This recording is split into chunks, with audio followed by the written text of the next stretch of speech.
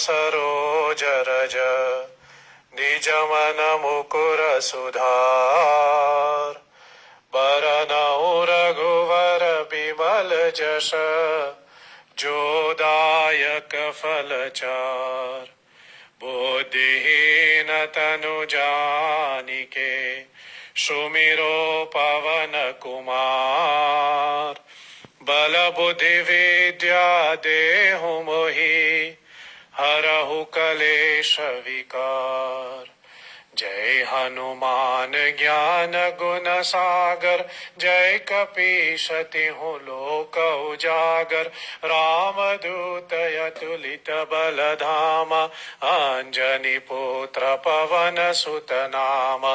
महावीर विक्रम भजरंगी कुमति निवार सुमति के संगी। कांचन बरन विराज सुवेशा कानन कुंडल कुंचित केशा।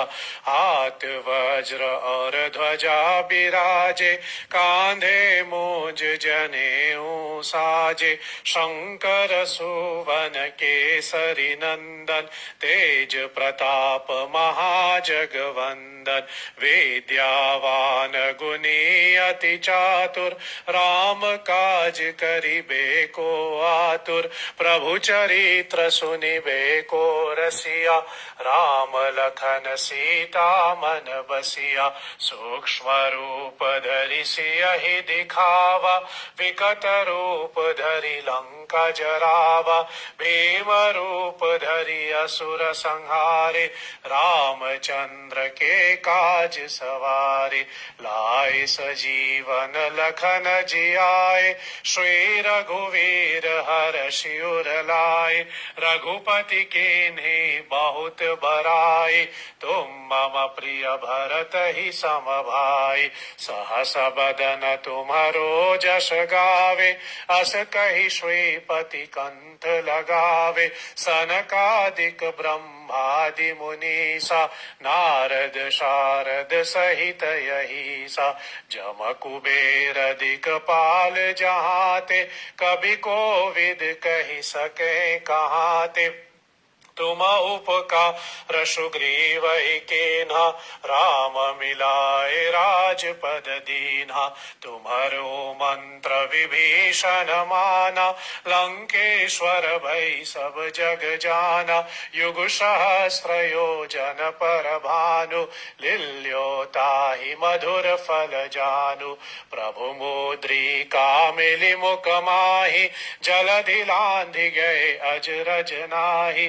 दुर्गम काज जगत के जेते सुगम अनुग्रह तुम्हारे तेते। राम दुआरे तुम रखवाले होत न आज्ञा बिनु पैसारे। सब सुख लहे तुम्हारी सरना तुम रक्षक काहू को डरना। आपन तेज समारो आपे तीनों लोक हाक से कापे। भूत पिशाच निकट नहीं आवे महावीर जब नाम सुनावे। नासै रोग हरे सब पीरा जपत निरंतर हनुमत वीरा। संकट से हनुमान छुड़ावे मन क्रम वचन ध्यान जो लावे। सब पर राम तपस्वी राजा तिनके काज सकल तुम साजा। और मनोरथ जो कोई लावे सोई अमित जीवन फल पावे। चारों जुग परताप तुम्हारा है प्रसिद्ध जगत उजियारा। साधु संत के तुम रखवाले असुर निखंदन राम दुलारे। अष्ट सिद्धि नवनिधि के दाता असवर दीन जानकी माता। राम रसा नारायण तुम्हारे पासा, सदा रहो रघुपति के दासा। तुम्हारे भजन राम को पावे, जन्म जन्म के दुख बिसरावे। अंत काल रघुवरपुर जाई, जहाँ जन्म हरि भक्त कहाई। और देवता चीत न धरहि, हनुमत से ही सर्व सुख करहि। संकट हरे मिटे सब पीरा, जो मिरे हनुमत बलवीरा। जय जय जय हनुमान गोसाई, कृपा करहु गुरुदेव की नाई। जो शत बार पाठ कर कोई, छूट ही बंदी महासुख होई। जो यह पढ़े हनुमान चालीसा, होई सिद्धि साखी गौरीसा। तुलसीदास सदा हरि चेरा, कीजे नाथ हृदय महाधेरा। पवन तनय संकट हरन, मंगल मूर्ति रूप। राम लखन सीता सहित, हृदय बसहु सुर भूप। सियावर रामचंद्र पद गैरहु, उमावर शंभुनाथ पद गैरहु। महावीर बजरंगी पद गैरहु, शरणागतो श्री हरि। संकट मोचन हनुमान जी महाराज प्रिय हो। हरि ओम तत्सत्। लोकाभिरामं रणरङ्गधीरा, राजीवनेत्रं रघुवंशनाथं। कारुण्यरूपं करुणाकरं त्वं, श्रीरामचन्द्रं शरणं प्रपद्ये। मनोजवं मारुततुल्यवेगं, जितेन्द्रियं बुद्धिमतां वरिष्ठम्। वातात्मजं वा नरयोत्तमोख्यं, श्रीरामदूतं शरणं प्रपद्ये। श्री श्री सीतारामचंद्राय नमः। श्री गुरुभ्यो नमः। सिया राम जय जय राम। सिया राम जय जय राम। सिया राम जय जय राम। सिया राम जय जय राम। सिया राम जय जय राम। सिया राम जय जय राम। सिया राम जय जय राम। सिया राम जय जय राम। सिया राम जय जय राम। सिया राम जय जय राम। रघुपति राघव राजा राम। रघुपति राघव राजा राम। पतित पावन सीता राम। पतित पावन सीता राम।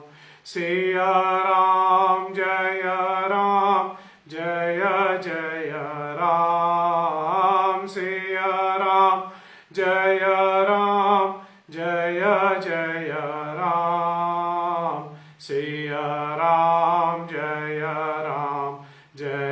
जय राम सिया राम जय जय राम सिया राम जय जय राम श्री कृष्ण गोविंद हरे मुरारी श्री कृष्ण गोविंद हरे मुरारी हे नाथ नारायण वासुदेव हे नाथ नारायण वासुदेव हे नाथ नारायण वासुदेव हे नाथ नारायण वासुदेव हे नाथ नारायण वासुदेव हे नाथ नारायण वासुदेव सिया राम जय जय राम सिया राम जय जय राम जय जय राम जय जय राम जय जय राम श्री राम नाम भगवान प्रिय श्री गुरु चरण सरोज रज निज मन मुकुर सुधार बरनउ रघुवर विमल जस जो दायक फल चार बुद्धिहीन तनु जानिके सुमिरो पवन कुमार बल बुद्धि विद्या देहु मोहि हरहु कलेश विकार सियावर रामचंद्र भगवान प्रिय संकट मोचन हनुमान जी महाराज प्रिय सदगुरु भगवान प्रिय नमः पार्वती पतये हर हर हर महादेव।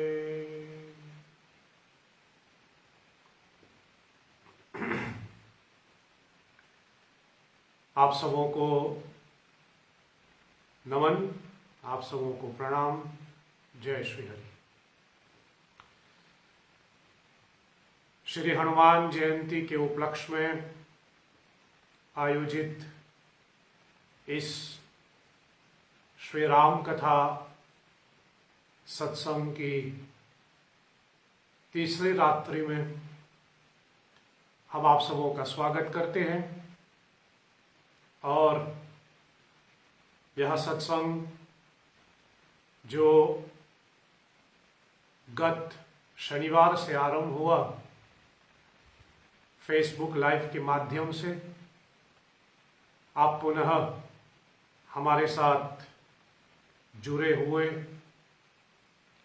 इसके लिए आप सबों को कोटि कोटि धन्यवाद और आप सबों का स्वागत करता हूं। इस 9 दिवसीय श्री राम कथा का मुख्य विषय केंद्र में रखा है वाल्मीकि रामायण सुंदरकांड। परम पूज्यपाद गोस्वामी तुलसीदास जी महाराज के द्वारा रचित श्री रामचरितमानस एवं अन्य ग्रंथों को आधार बना करके हमारा कुछ सात्विक, तात्विक एवं प्रमाणिक चर्चा वाल्मीकि रामायण सुंदरकांड के ऊपर हम लोग करें। श्री वाल्मीकि जी को नमन करें। कूजन्तं राम रामेति मधुरं मधुराक्षरम् आरुह्य कविता शाख्यम् वन्दे वाल्मीकि कोकिलम्। बन्धु मुनिपद कंज रामायण जहि निरमयहु सकल सुकोमल मंजु दोष रहित दूषण सहित। श्री वाल्मीकिये नमः।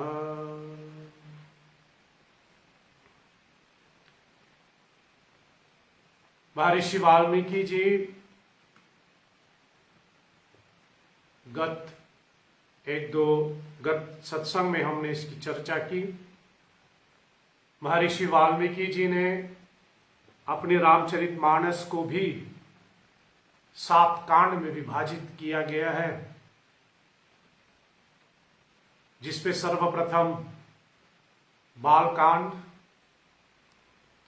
जहां भगवान श्री राम का प्राकृत्य, भगवान श्री राम का बाल लीलाएं तथा भगवान श्री राम जी के एवं भरत जी के, लक्ष्मण जी के और शत्रुघ्न जी के शिक्षा दीक्षा, स्कूलिंग जैसे कहें, और आखिर में बालकांड के अंत में भगवान राम एवं तीनों भाइयों की, चारों कुमारों की, मिथिला नरेश के सुपुत्री जनक नंदिनी सीता जी एवं उनकी और अन्य 3 बहनों के साथ चारों कुमारों के विवाह होते हैं।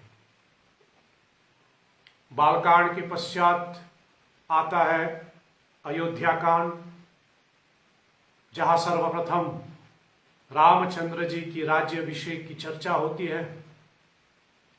फिर महाराज दशरथ जी का माता कैकेयी को दिया हुआ वरदान के कारण रामचंद्र जी का वनागमन, और इसी अयोध्या कांड में महाराज दशरथ की मृत्यु की चर्चा होती है। अयोध्या कांड के पश्चात आता है अरण्य कांड, जहां भगवान राम, लक्ष्मण जी और सीता माता अपने अरण्य जीवन यानी अपने the forest life of लोधराम, Lakshman and Sita ji, during which Shri Ramchandra ji visited various Rishi Muni. Shri Ramchandra ji received various form of weapons from Agastya Muni, and as per Valmiki Ramayana, Aranyakand में ही सीता हरण का वर्णन हुआ महाराज रावण के द्वारा, द किडनैपिंग ऑफ माता Sita. After Aranyakanda तब हमें प्राप्त होता है किष्किंधा कांड, जो अपने आप में भी बहुत महत्व कांड है, बहुत महत्व चैप्टर, वेरी इंपॉर्टेंट चैप्टर। इसी किष्किंधा कांड में श्री हनुमान जी की और भगवान राम का मिलन होता है किष्किंधा में, या फिर यूं कहे श्री राम कथा में हनुमान जी की एंट्री जैसे कहे, वह किष्किंधा कांड में होता है। और किष्किंधा कांड में ही महाराज वाली का वध भगवान ने किया, सुग्रीव के साथ मित्रता हुई, और किष्किंधा कांड में ही सीता जी की खोज करना आरंभ होते हैं। तब उसके पश्चात वाल्मीकि जी महाराज सुंदरकांड की चर्चा करते हैं, जो कि मानस का 5वां, जो कि वाल्मीकि रामायण का एवं रामचरितमानस का 5वां कांड माने जाते हैं। यह रामायण का हृदय है, the heart of the of Shri Ram कथा। सुंदरकांड में श्री हनुमान जी की लंका यात्रा, सुंदरकांड में श्री हनुमान जी और सीता जी का मिलन, सुंदरकांड में ही लंका दहन की चर्चा और पूरे विस्तार के साथ वाल्मीकि जी ने सुंदरकांड की रचना की, जिसका हम लोग चर्चा कर रहे हैं। सुंदर का अर्थ होता है ब्यूटीफुल।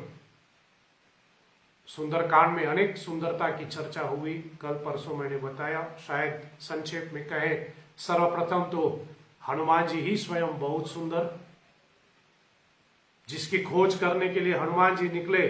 देवी सीता, वह भी तो सुंदरता का प्रतीक है। रामचरितमानस में गोस्वामी तुलसीदास जी ने लिखा है, सुंदरता करहूं सुंदर करे। सुंदरता कहूं सुंदर करे। जो स्वयं सुंदरता को सुंदर करा देता है वह सीता माता, और सीता माता की चर्चा सुंदरकांड में तो है ही। महाराज रावण भी काफी सुंदर था, लंका भी सुंदर, जैसे मैंने कहा। इसलिए सुंदरकांड में अनेक सुंदरताएं की चर्चा होती है। बाकी सुंदरता की चर्चा करें तो शायद ये भी है कि 3 तरीके से, या फिर यूं कहे 4 चीजें हमारे सुंदर होनी चाहिए, ऐसी बात नहीं, लेकिन 4 चीजें सुंदर हो सकता है। एक physical beauty, the first is physical beauty. दूसरा, हमारा विचार सुंदर होना चाहिए। तीसरा, विचार मीन्स आवर थॉट। विचार सुंदर होगा तो हमारा व्यवहार, हमारा कर्म सुंदर होगा। इसलिए तीसरा सुंदरता है, वह है कर्म की सुंदरता। और चौथा सुंदरता है वाणी की सुंदरता। सुंदरकांड, सुंदर का एक अर्थ होता है ऑस्पिशियसनेस। सुंदर का एक अर्थ ये भी होता है ऑस्पिशियसनेस। सुंदरकांड की चर्चा होती है। सुंदरकांड के बाद तब महर्षि वाल्मीकि जी ने युद्धकांड की रचना की।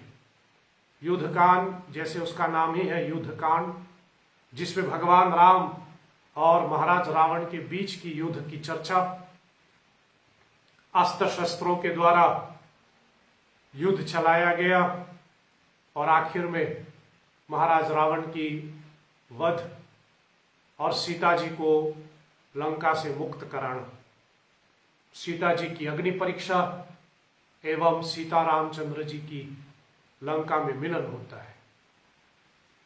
युद्धकांड के पश्चात तब वाल्मीकि महाराज जी ने उत्तरकांड की रचना की, जो वाल्मीकि रामायण का 7वां सोपान। उत्तरकांड में श्री रामचंद्र जी वापस अयोध्या पहुंचते हैं। भगवान राम का राज्याभिषेक और उसके बाद पुनः श्री राम जी के द्वारा सीता का परित्याग, जिससे माता सीता पुनः एक बार फिर वन को चली जाती है, सीता सेकंड बैनिशमेंट या सीता एग्जाइल, लवकुश का प्रसंग और आखिर में लवकुश को अयोध्या के राजगद्दी पर स्थापित करके भगवान श्री हरि विष्णु अपनी लीला को पूर्ण करके वापस स्वधाम, वापस वैकुंठ चले जाते हैं। ये संक्षेप में वाल्मीकि रामायण की 7 कांड, और इस वाल्मीकि रामायण के 5वें कांड को हम लोग केंद्र में रख करके इसकी चर्चा कर रहे हैं। सुंदरकांड की महात्म्य में एक छोटी सी कथा आ जाती है, जो स्वयं महादेव जी पार्वती माता को बताते हैं। थोड़ा संक्षेप में मैं इसकी चर्चा करूं, और शायद मुझे लगता भी है कि इसकी आवश्यकता है। फिर हम लोग सुंदरकांड में थोड़ा प्रवेश करें।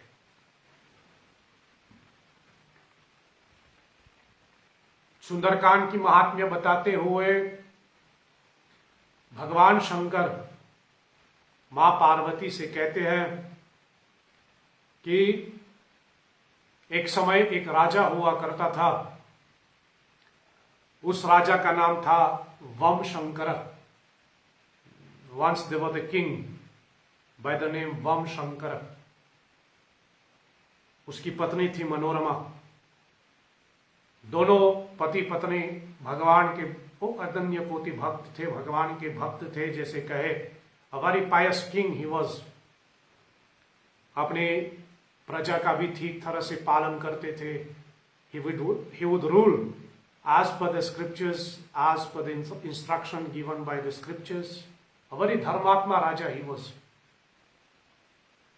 Vanashankara. But unfortunately, he was not blessed by any children. उनके कोई संतान नहीं था। संक्षेप में कथा कह करके आगे बढ़ूं। एक बार महाराज वनशंकरा मंदिर में गया दर्शन करने के लिए, तो वहां पर मंदिर से बाहर निकलते समय उनको एक दिव्य महापुरुष, एक महर्षि का दर्शन हुआ। महर्षि के दर्शन करके उनको नतमस्तक प्रणाम आदि करके महाराज ने उस महर्षि को अपने दुख की व्यथा सुनाई। निसंतान होने के कारण वह अत्यंत दुखी था और उस महर्षि से उन्होंने निवेदन किया कि इसका कारण और इसका उपाय बताइए। तब उस महर्षि ने महाराज वनशंकरा को उनकी जैसे कहे रेखाएं पर करके इनको बताया गया कि वह पिछले जन्म में एक ब्राह्मण हुआ करता था और अपने कुल की मर्यादा या फिर अपने पारिवारिक मतभेद के कारण, अपने पारिवारिक गरिमा को बनाए रखने के लिए उस ब्राह्मण ने अपनी बेटी को अपने पति से मिलने नहीं दिया, जिस कारण से वह उनकी बेटी जो है वह कभी मां नहीं बन पाए। इसी के दोष के कारण जब वो ब्राह्मण की मृत्यु होता है, जो कि वह ब्राह्मण था और पूजा पाठ या फिर सत्कर्म करने वाला था, इसलिए परिणाम स्वरूप उनको इस जन्म में राजा तो बनना पड़ा, राजा बनने का सौभाग्य तो मिला, लेकिन जो कि उसने अपनी बेटी के शादी में उनकी मां बनने में बाधा उत्पन्न कराया, इसके परिणाम स्वरूप इस जन्म में वह निसंतान रहे। जिस प्रकार उसकी बेटी मां नहीं बन पाए, इस जन्म में वह पिता नहीं बन पाए। ऐसा उस महर्षि ने उनको बताया। उपाय के हिसाब से उस महर्षि ने उनको कहा कि महादेव और भगवान विष्णु की विशेष पूजाएं करें, व्रत अनुष्ठान आदि करें और भगवान श्री हरि, भगवान विष्णु तथा महादेव की कृपा से उनको संतान की प्राप्ति हो सकता है। तत्पश्चात उस महापुरुष के, महर्षि के कथन अनुसार वनशंकरा राजा ने वैसे ही भगवान शिव की पूजा, भगवान महादेव की पूजा तथा भगवान श्री हरि विष्णु की विशेष पूजा और कड़ी तपस्या की। पूजा करके भगवान शिव को प्रसन्न किया और जब परमात्मा ईश्वर प्रसन्न हो जाते हैं तो मनवांछित फल की प्राप्ति होते हैं और राजा वनशंकरा को भी मनवांछित फल की प्राप्ति हुई। समय पाकर के उनके घर में बालचंद्र नामक एक पुत्र का जन्म होता है, या फिर यूं कहे एक पुत्र का जन्म हुआ जिसका नाम बालचंद्र था। राजा अत्यंत प्रसन्न थे। वह अपने पुत्र के साथ समय व्यतीत करने लगा। उसने अच्छी तरह से धर्मानुसार, नियम अनुसार, शास्त्र के विधान अनुसार उन्होंने अपने पुत्र का पालन पोषण किया। समय पे पुत्र की शिक्षा दीक्षा आदि करा करके समय पे उनके विवाह आदि सब संपन्न हुआ, और आखिर में समय आ गया महाराज को जैसे कहे संन्यास लेने का या फिर राजगद्दी त्याग करने का। तो राजा ने सोचा कि वह राजपाट, सिंहासन आदि का जो जिम्मेदारी है वह अपने सुपुत्र बालचंद्र को दे।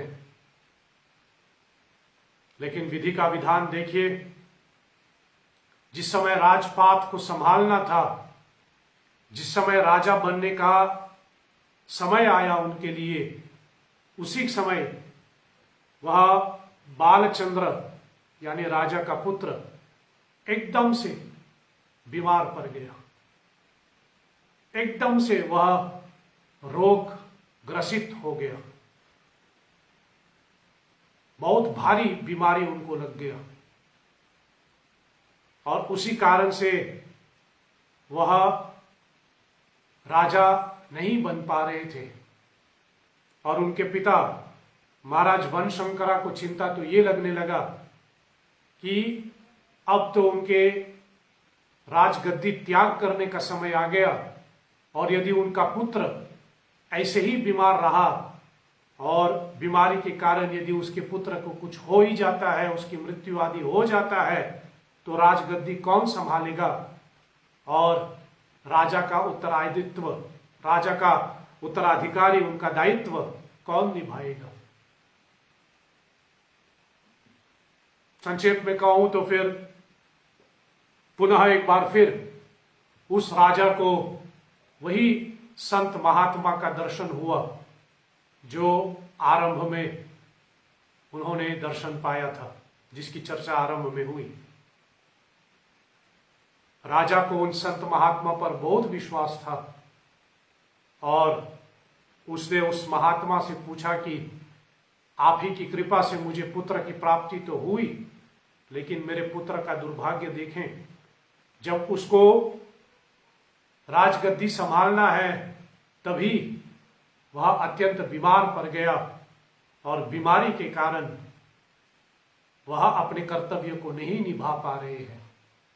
राजन ने उस संत से निवेदन किया कि महाराज, हे महामुनि, हे विप्रवर, आप इसका कारण और उपाय बताइए। तब उस संत महात्मा, साधु महात्मा ने राजा को बताया कि उनका जो पुत्र था, उन्होंने अपने पिछले जन्म में भगवान श्री राम की पूजा में बाधा उत्पन्न कराया। भगवान राम की पूजा होने वाले थे, और उस पूजा में लगने वाली सभी सामग्री और सभी जितने उपलब्धियां थे, उसने मतलब बालचंद्र ने अपने पिछले जन्म में उसकी चोरी कर ली थी, और इस प्रकार वह भगवान राम की पूजा में उन्होंने बाधा उत्पन्न किया, जो कि भगवान राम अथवा जैसे कहे श्री रामचंद्र जी की पूजा आयोजित किया, because he participated in organizing puja followed Ram, so he was blessed to be born in a royal family. इसलिए वह राज घराने में जन्म लिया. But because that son of yours, he stole all the material that was kept for the Rama puja, उसके दोष के कारण तभी उसको यह बीमारी लग गया. और जब राजा ने उस महामुनि से उपाय बताया, उपाय पूछा, तो उस महामुनि ने कहा कि हे राजन, यदि राम को प्रसन्न करना है तो श्री हनुमान जी के चरणों में चले। और उस राजा ने, उस महामुनि ने वनशंकरा नामक राजा को कहा कि इस दोष के निवारण के लिए 68 टाइम्स सुंदरकांड का पाठ करो। कल मैंने आपको बताया यह सुंदरकांड वाल्मीकि रामायण का, वह भी 68 सर्ग में विभाजित है। तो इसलिए उनको कहा गया कि 68 टाइम्स आप सुंदरकांड का पाठ कर लें। और वो महामुनि कहता है कि सुंदरकांड का पाठ करने से बड़े बीमारियां भी दूर हो सकता है। ऐसे बीमारियां भी दूर हो सकता है जो स्वयं अश्विनी कुमार ठीक नहीं कर पाए। और यदि तुम हे राजन सुंदरकांड का अनुष्ठान करके उसका पाठ करोगे तो अवश्य ही तेरे पुत्र अपने रोग से मुक्त हो जाएगा। राजा और उनके पुत्र स्वयं उन्होंने सुंदरकांड पाठ का अनुष्ठान किया और फलस्वरूप वह पुत्र बीमारी से मुक्त हो गया और समय पाकर के वह राजगद्दी संभालने लगे। भगवान शंकर इस महात्म्यम के अंत में पार्वती माता को बताते हैं कि जो व्यक्ति सुंदरकांड का पाठ करता है, जो व्यक्ति सुंदरकांड का पाठ करने के साथ साथ पाठ ना हो तो श्रवण करता है, उनकी कथा सुनता है, उनको राम की कृपा तो प्राप्त होता ही है, हनुमान जी का आशीर्वाद भी तो मिलता है, लेकिन उसके साथ साथ वह एक स्वस्थ जीवन निर्वाह कर सकता है। और आप जानते ही हैं आजकल पूरे विश्व में एक ऐसी बीमारी फैला हुआ है, एक ऐसा महामारी फैली हुई है जिसने सबको अपने लपेट में रखा है। सभी, कोई तो रोगी है ही और कोई उस रोग के कारण चिंतित है। और ऐसे में यदि हम भगवान शंकर की कथन अनुसार चलें तब समझ में आए कि यदि मनुष्य सुंदरकांड का पाठ करें, यद्यपि महात्म्यम वाल्मीकि रामायण की सुंदरकांड का है, लेकिन फिर भी वाल्मीकि रामायण की सुंदरकांड का पाठ यदि आपसे ना हो पाए तो कम से कम तुलसीदास जी की रामचरितमानस की सुंदरकांड का पाठ अवश्य करें। सभी लोग अपने अपने यहां करेंगे तो हमें एक स्वस्थ जीवन, डिजीज फ्री, जैसे भगवान शिव कहता है, we can have a disease free. यद्यपि महात्म्यम में कहा गया है 68 टाइम्स पाठ करें, लेकिन संख्या मेरे हिसाब से जरूरी नहीं है। जरूरी है कि हम भाव से करें, विथ फुल डिवोशन। इसी के चलते मेरा एक प्रश्न भी आया, आपका एक प्रश्न भी मेरे पास आया। कहा जाता है कि why 11 recitation of Hanuman Chalisa. बहुत बार हम लोग कहते हैं कि हनुमान चालीसा का 11 पाठ करो। 11 पाठ क्यों? सबसे पहले मैं फिर वही कहूंगा आपसे, कितना पाठ हम करते हैं वो जरूरी नहीं है। सुंदरकांड के न्याय के हिसाब से ही चलें तो तुलसीदास जी ने तो स्वयं कहा है, जो 100 बार पाठ कर कोई, whoever recites सुंदरकांड 100 times, जो 100 बार पाठ कर कोई। सुंदरकांड हनुमान चालीसा की 100 पाठ करने से चूत ही बंदी महासुख होई। मनुष्य के सारे बंधन चूत जाते हैं और महासुख की प्राप्ति होती है। लेकिन यद्यपि तुलसीदास जी ने स्वयं कहा है कि 100 पाठ करो। हम लोग माला जपते हैं तो माला में 108 मनका होती है, सब चीज का एक आंकड़ा होते हैं। नवरात्रि में 9 रात्रियां तक चलती है, यद्यपि सबकी अपनी एक आंकड़ा होती है जो कि जरूरी है। लेकिन सुंदरकांड का 11 पाठ क्यों करें, इसके पीछे बहुत 1-2 कारण तो है भी, लेकिन सर्वप्रथम जैसे मैंने कहा, कभी कभी हम लोग जब कहते हैं कि 11 पाठ करें, सुंदरकांड का 11 पाठ, हनुमान चालीसा का 11 पाठ करें, मैं भी कितने बार करवाता हूं। इसी कथा के अंत में लगे हाथ आपको स्मरण करा के चलूं। रविवार 2 मई को जब ये 9 दिवसीय राम कथा विराम लेंगे, पूर्णाहुति के रूप में हम लोग 11 पाठ करेंगे हनुमान चालीसा का, 11 टाइम्स हनुमान चालीसा।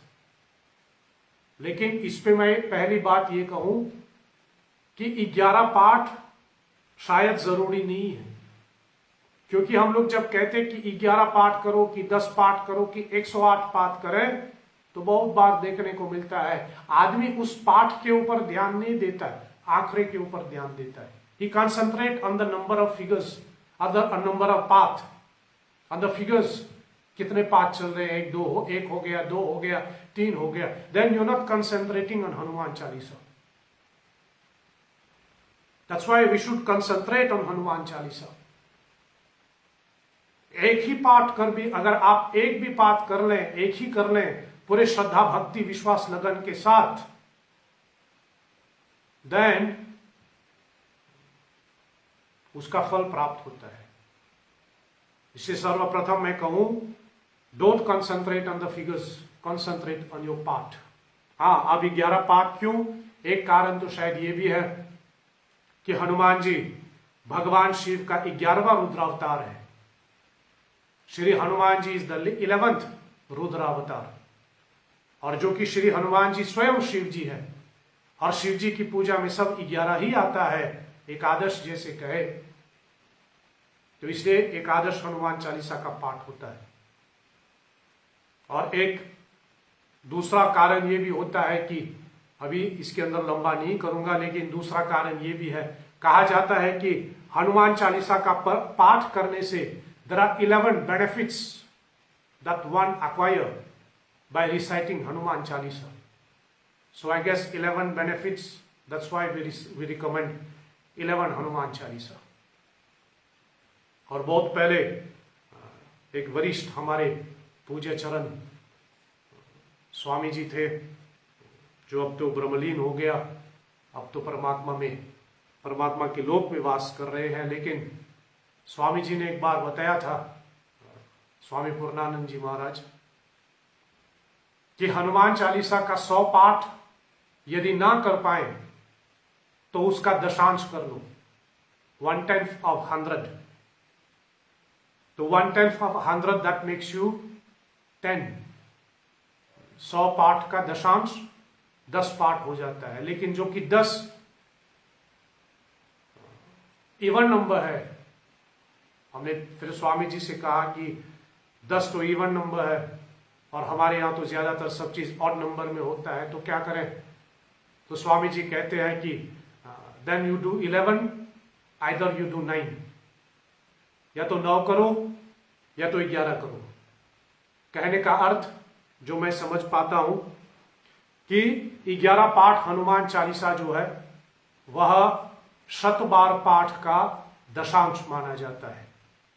और हम लोग यज्ञ में भी दशांश की आहुति देता है, हम लोग अपने जो भी चीजें दान करते हैं उसका दशांश आदि वगैरह होता है हमारी परंपरा में। तो 11 पाठ हनुमान चालीसा रिप्रेजेंट्स 1/10 दशांश ऑफ, मैं फिर से कहूं, मैंने शब्द सही बोला, इट रिप्रेजेंट्स, नहीं तो फिर आप गिनती करके मेरे ऊपर फिर थोप दोगे कि कैलकुलेशन गलत है। नहीं तो आजकल तो लोग बहुत कैलकुलेशन वगैरह ढूंढता रहता है, प्रमाण तो सबको आजकल वो होता है। सो इसलिए दशांश, I mean that represents 1/10 of Hanuman Chalisa, इसलिए हम लोग 11 पाठ करते हैं। सो मैं आशा करता हूं मैंने आपके प्रश्न का जवाब दिया। चलिए सुंदरकांड में थोड़ा सा प्रवेश कर लें, और उससे पहले गोस्वामी तुलसीदास जी की 2 चौपाइयों का हम लोग पाठ करें, फिर उसके बाद कथा को आगे बढ़ाएं।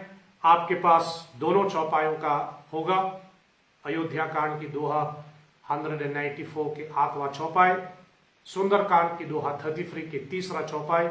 इन दोनों चौपाइयों को जहां दोनों चौपाइयों में वाल्मीकि और सुंदर शब्द की प्राप्ति होती है, जो कि कथा का विषय है वाल्मीकि रामायण सुंदरकांड।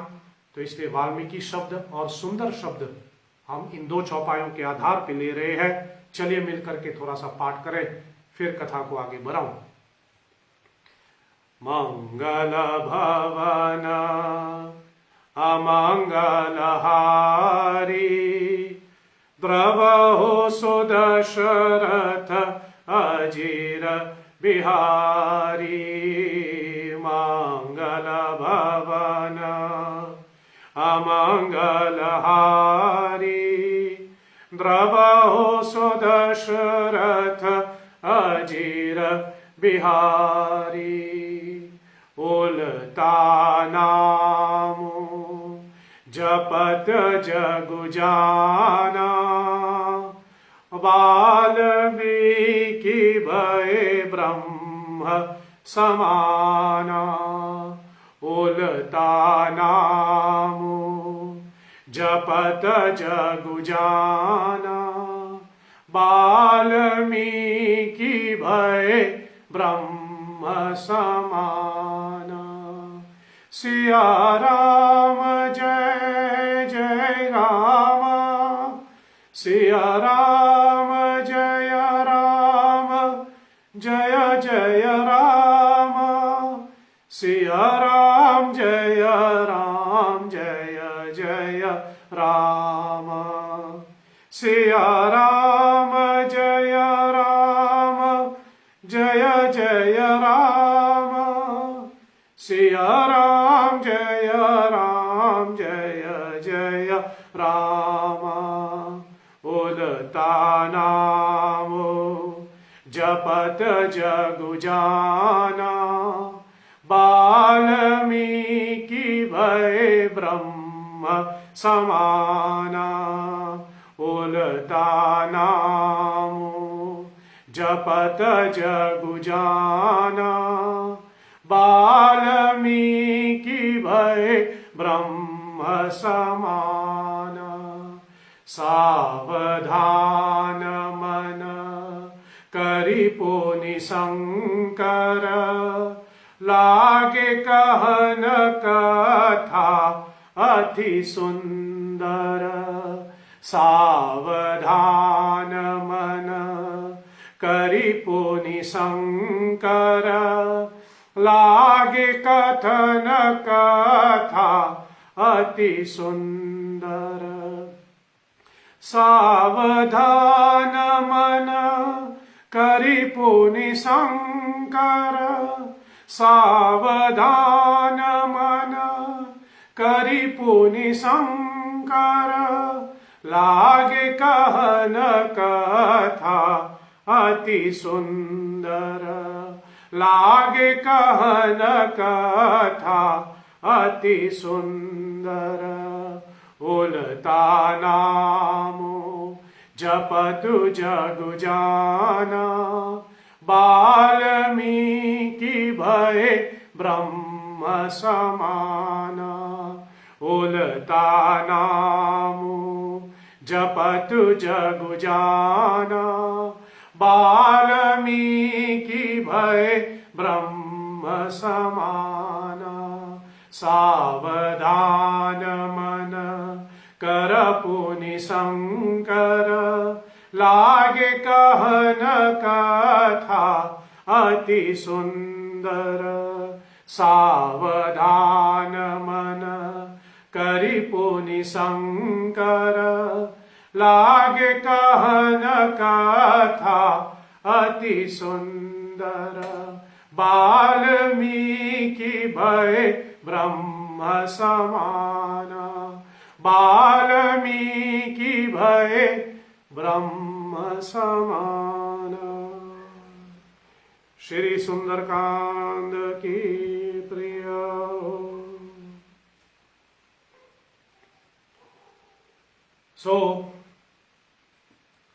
वाल्मीकि रामायण का सुंदरकांड, जो वाकई में सुंदर,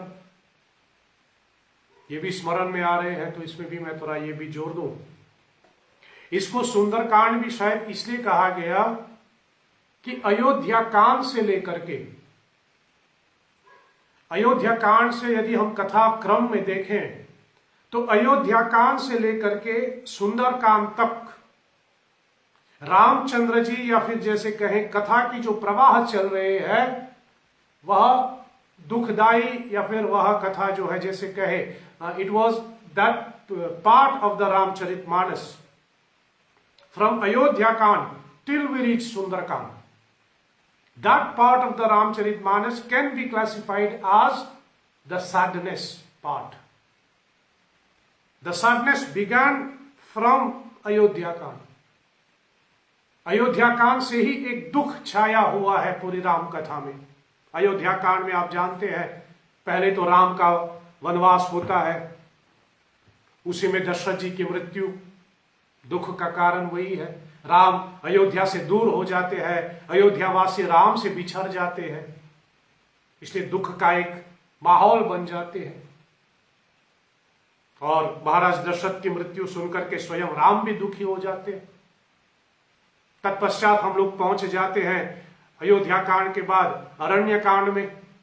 और अरण्य कांड में तो ही शायद जैसे कहे और भी भारी दुख भगवान राम को होता है, जिसमें सीता जी का हरण हो जाते हैं. सीता जी का महाराज रावण के द्वारा हरण हो जाते हैं. The kidnapping of Sita, that is another sadness. Then हम लोग किष्किंधा कांड में आते हैं. यहां पर भी दुख और भी गहरा हो जाते हैं. किष्किंधा कांड में तुलसीदास जी ने रामचरितमानस के किष्किंधा कांड में ही चतुर्मास का वर्णन किया, द रेनी सीजन, जहां सीता जी की खोज करने के लिए तो निकलता है लेकिन चतुर्मास के कारण रुकना पड़ा. अब जिसकी पत्नी का हरण हुआ है वो अपनी पत्नी को ढूंढने के लिए इतने बेचैन, लेकिन चतुर्मास की वजह से उनको अपनी खोज को रोकना पड़ा. मतलब तड़प रहे हैं, सीता जी की कोई खबर नहीं, यहां तक कि पता भी नहीं सीता जी कहाँ है. इसलिए किष्किंधा कांड में यह दुख जो है और भी गहरा हो जाते हैं. लेकिन किष्किंधा कांड के पश्चात फिर हम लोग पहुंच जाते हैं सुंदर कांड में. और यहां से जैसे कहें अब कथा जो है सुंदर, पहले की कथा भी सुंदर है, लेकिन यहां से जो कथा यहां से जो है वह दुख मिट जाते हैं. सीता जी को राम की खबर मिलता है, सीता जी को राम की खबर मिलती है, रामचंद्र जी को सीता जी की संदेशा मिलते हैं, हनुमान जी और सीता जी का मिलन होता है, हनुमान जी और विभीषण का मिलन होता है. तुम्हारो मंत्र विभीषण माना, लंकेश्वर भई सब जग जाना. और श्री हनुमान जी के माध्यम से फिर विभीषण को रामचंद्र जी का दर्शन होता है और रामचंद्र जी उनको लंका का अधिपति बना देता है. मतलब यहां सुंदरकांड से जैसे कहे अब कथा जो है वो एक सुखद मोड़ की ओर चलते हैं. किष्किंधा कांड के आरंभ में तो किष्किंधा कांड के अंत में तो वानर लोग तो आत्महत्या करने के लिए भी सोच रहा था, क्योंकि सुग्रीव जी ने कहा था यदि सीता की खबर लेकर के नहीं आओगे तो मैं मार दूंगा. इसलिए वानर लोग तो अपने आप को समाप्त करने की भी सोच रहे थे. लेकिन सुंदरकांड में सीता जी की खबर प्राप्त हुई, इसलिए वानरों को अपने जीवन में एक द वानर कुड गॉट अ रिलीफ, अब तो मरना नहीं है. इसे सुंदरकांड से कथा जो है वह अब एक सुखद मोड़ में लेके चलता है. और वाल्मीकि जी महाराज ने इस सुंदरकांड में बहुत सुंदर वर्णन किया है. This is the part of the Ramcharitmanas, this is the part और Valmiki Ramayan, this is the part of Valmiki Ramayan that contains various poetic description of various sundar, various beautiful object, various beautiful places.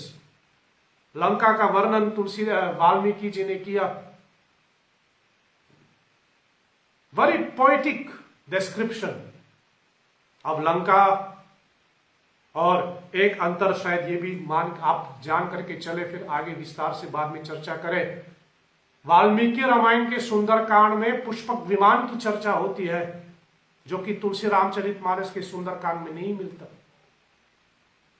So, very poetic description of Lanka, very poetic description of Pushpak Viman, the Ashoka forest, Ashok Van, Madhuban, स्वयं हनुमान जी की चर्चा, स्वयं सीता जी की चर्चा poetic ढंग से, महाराज रावण की poetic ढंग से, और किस प्रकार महाराज रावण नृत्य आदि ये सब देखता है।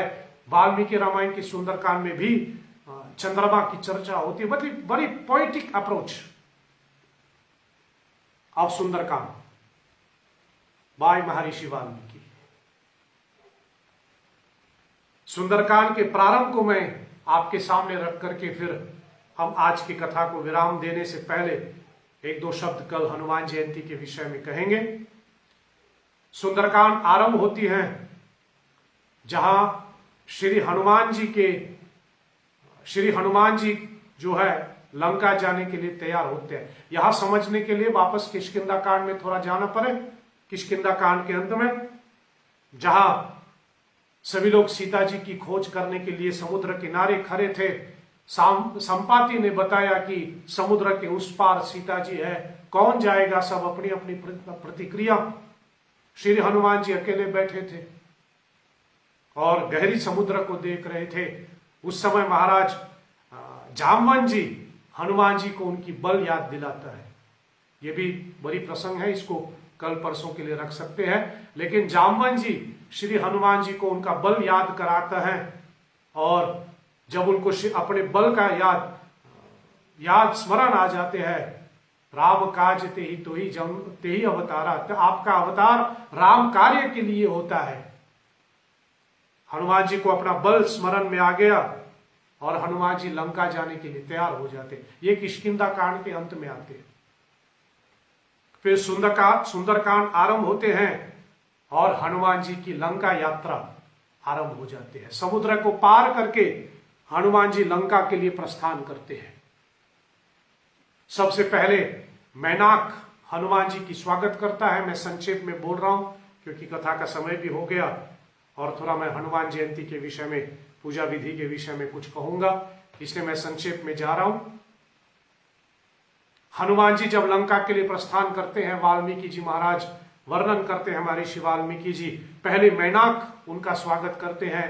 मैनाक से निकल करके फिर सुरसा हनुमान जी को परीक्षण के लिए, सुरसा टेस्टेड श्री हनुमान जी, और सिंहिका हनुमान जी की परछाई को पकड़ लेते हैं। मतलब 3 ऐसी बाधाएं हनुमान जी को अपनी लंका यात्रा में देखने को मिलता है, या ही केम अक्रॉस दीज 3।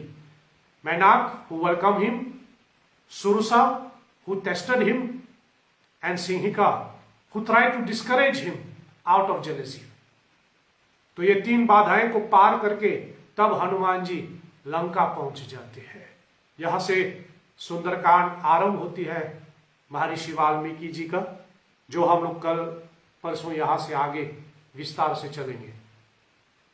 आज की कथा को मैं विराम दूं उससे पहले कल सभी को श्री हनुमान जयंती मनाना चाहिए, और मैं फिर से स्पर्श कर लूं, कल सभी को हनुमान जयंती मनाना चाहिए। हनुमान विजय उत्सव कहें कि हनुमान जयंती कहें, कल मनाएं कि कार्तिक मास में मनाएं, लेकिन सबको मनाना चाहिए। मैं तो कहता हूं हर महीने मनाना चाहिए। और आप जानते ही हैं, हमारे यहाँ मंदिर में भी और जहां जहां भी हो, मुझे प्रसन्नता है कि जहां से शुरू हुआ है, कई जगहों पर शुरू किया मैंने और आज तक चल रही है। हर महीने में एक बार हनुमान पूजा विशेष रूप से होता है। इसके पीछे उद्देश्य नहीं कहूंगा, लेकिन इनडायरेक्टली मैं यही कराता हूं कि हर महीने हनुमान जयंती मनाना चाहिए। इसलिए कल हनुमान जयंती सबको मनाना चाहिए। और वाल्मीकि रामायण में ही किष्किंधा कांड के प्रसंग में हनुमान जी की जन्म तिथि वाल्मीकि जी लिखते हैं। हालांकि वाल्मीकि जी जन्म समय की वर्णन करता है। हालांकि तिथि के विषय में वाल्मीकि जी स्पर्श नहीं कराता, लेकिन वाल्मीकि रामायण के किष्किंधा कांड में हनुमान जी के जन्म समय बताया गया कि उस समय सूर्य उदय हो रहा था। इसको विस्तार से हम कल आपके सामने रख सकेंगे, लेकिन इतना ही अभी के लिए कहूं कि हनुमान जी का जन्म सूर्योदय के समय हुआ, इसलिए हनुमान जयंती सूर्योदय पे मनाना चाहिए। इसलिए परंपरा सी बन जाते हैं कि हम लोग हनुमान जयंती सवेरे के 5 बजे से हम लोग अपना पूजा विधि आरंभ करते हैं। और मैं जानता ही हूं सभी के घर में हनुमान जी विराजमान है, सभी के चौतरा में हनुमान जी है, चित्र के रूप में हो या मूर्ति के रूप में हो, जिस किसी भी रूप में हो, आप सबों के घर में हनुमान जी का होगा। इसलिए आप कल हनुमान जयंती मनाएं। सिंपलेस्ट जो आपसे कर पाए, यद्यपि जिनकी सुविधा है या जिनकी जानकारी है आप पूरे विस्तार से अपना पूजा करें, लेकिन सबसे सरल सबसे आसान जो आपसे हो पाए कि हनुमान जी को थोड़ा सा भोग बना करके पान फूल फल आदि जो भी आपके पास है हनुमान जी को अर्पण करें। यदि आपके पास पान के पत्ता है तो जिस प्रकार शिवलिंग के ऊपर बेलपत्र चढ़ाया जाता है उसी प्रकार हनुमान जी को आप पान के पत्ता अर्पण कीजिए। संभव हो तो पान के पत्ता के ऊपर राम लिख करके हनुमान जी को अर्पण करें और हनुमान जी के अलग नामों का उच्चारण करें और सुंदरकांड का पाठ यदि संभव हो तो करें, नहीं तो हनुमान चालीसा का पाठ करें। 1 पाठ करो कि 10 पाठ करो कि 11 पाठ करें कि 3 पाठ करें कि 100 पाठ करें, ये आपके ऊपर है, लेकिन हनुमान चालीसा का पाठ करके आप हनुमान जी की पूजा करें और हनुमान जी की आरती गाएं। आपके पास यदि श्रीहरि सेवा संस्था के द्वारा प्रकाशित श्रीहरि पूजा बुक तो उसमें हनुमान जी की आरती है, आप हनुमान जी की आरती उसमें देख करके हनुमान जी की आरती गा सकते हैं। नहीं तो पूजा विधि एक दूसरी पुस्तिका संस्था की तरफ से प्रकाशित किया गया था, संकट मोचन हनुमान पूजा विधि, उसमें भी देख करके आप उसी विधि से हनुमान जी की पूजा कर सकते हैं। जैसे आपको आता है, जैसे आपको पता है, मंत्र भी लंबा चौड़ा नहीं चाहिए, बस ओम हन हनुमंते नमः बोल करके आप पूजन अपना कर सकते हैं। साधारण से पूजा करें लेकिन पूरे भक्ति भाव से पूजा करें। बाकी मैं आपसे प्रार्थना करूं, हनुमान जी के निमित्त तो आप सभी जानते हैं, पिछली बार तो इसके ऊपर पूरी कथा चली। हनुमान जी स्वयं संजीवनी लाने वाला है और लक्ष्मण जी के प्राणों की रक्षा की, और इसकी आवश्यकता हम सबों को बहुत है अभी के परिस्थिति में। इसलिए कल हम हनुमान जी से प्रार्थना करें कि नासय रोग हरे सब पीरा, कि आप सभी के रोगों को नष्ट कर लें, सभी के पीड़ाओं को नष्ट कर लें और सभी को कष्ट सहन करने की शक्ति प्रदान करें। सो इसलिए कल आप विशेष रूप से हनुमान जी की पूजन करें, हनुमान चालीसा का पाठ करें, सुंदरकांड का पाठ करें, हनुमान जी की आरती गाएं, जैसे आपसे बन पाए, और कोशिश करें सूर्योदय पे हो। यदि सूर्योदय पे ना भी हो तो आप बाद में भी कर लें, ऐसा कोई मना नहीं है, लेकिन कोशिश करें, या फिर जिनको नियम अनुसार करना है आप कल सवेरे सूर्योदय पे हनुमान जयंती मनाएं। कल की हनुमान जयंती की ढेर सारी शुभकामनाएं, ढेर सारी बधाई आप सबों को, और आज की कथा को मैं यही विराम देता हूं। कल हनुमान जी की जन्म कथा के साथ साथ तब हम लोग सुंदरकांड में थोड़ा और आगे बढ़ाएं। हनुमान जी अभी लंका पहुंचे हुए हैं, लंका के आगे हनुमान जी कैसे जाते हैं सुंदरकांड में, वाल्मीकि रामायण के सुंदरकांड अनुसार, इसकी चर्चा हम कल आगे बढ़ाएंगे। और कल हनुमान जी की जन्म कथा के विषय में हम आपसे कुछ चर्चा करें। चलिए आज की सत्संग को यही विराम दो। अपने घर में रहिए, स्वस्थ रहे, स्टे सेफ, और कोरोना के नियम जो भी बताया गया है उसको आप कृपया करके पालन कीजिए, ताकि हम सब सुरक्षित रहें और हम सब एक स्वस्थ माहौल में पुनः अपना जीवन व्यतीत करें। चलिए आज की कथा को विराम दो। कल रात्रि के 8:15 बजे मॉरिशस टाइम अनुसार पुनः हम आपसे भेंट करेंगे और इस कथा प्रवाह को आगे बढ़ाएंगे। चलिए अंत में हम सब कहें, अच्युतम केशवम राम नारायणम कृष्ण दामोदरम वासुदेवम हरिम श्रीधरम माधवम गोपिका वल्लभम श्री जानकी नायकम श्री रामचंद्रम भजे। जय जय जय हनुमान गोसाई, कृपा करहु गुरुदेव की नाई। असतो मा सद्गमय तमसो मा ज्योतिर्गमय, मृत्योर्मा अमृतं गमय। ओम सत्यम शिवम सुंदरम। ओम शांति शांति शांति। ओम श्री श्री सीतारामचंद्रार्पणमस्तु। नमः पार्वती पतये। हर हर हर महादेव। आप सबों को साधुवाद। जय श्री हरि। शुभ रात्रि।